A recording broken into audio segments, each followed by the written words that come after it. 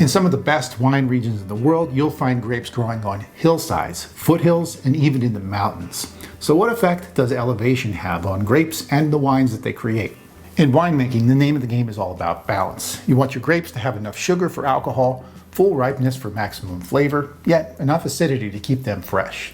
In order to achieve that balance, you need a consistent ripening season. Too hot, and the grapes will get overripe and lose their acidity.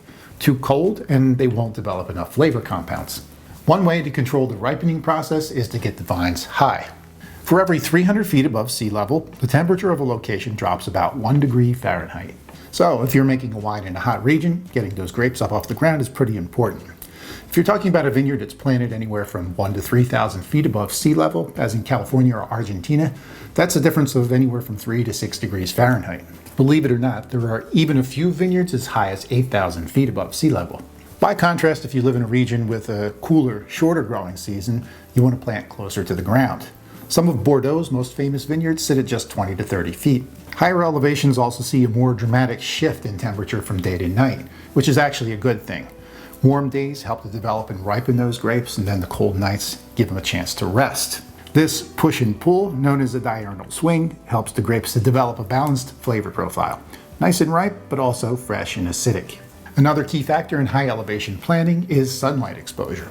In places like the Napa Valley, planting vines on the hillsides and in the mountains raises the vineyard above the fog line.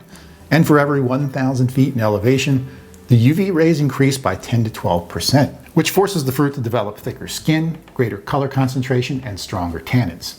In the case of hillside plantings, the angle of the slope actually allows each grapevine to get better sun exposure and also facilitates better water drainage.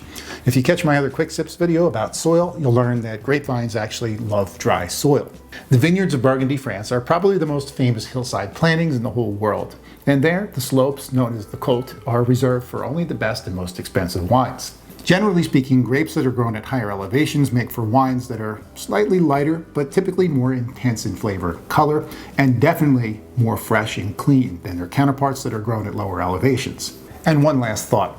Planting vines at higher elevations is one way that modern winemakers are trying to deal with the challenge of climate change.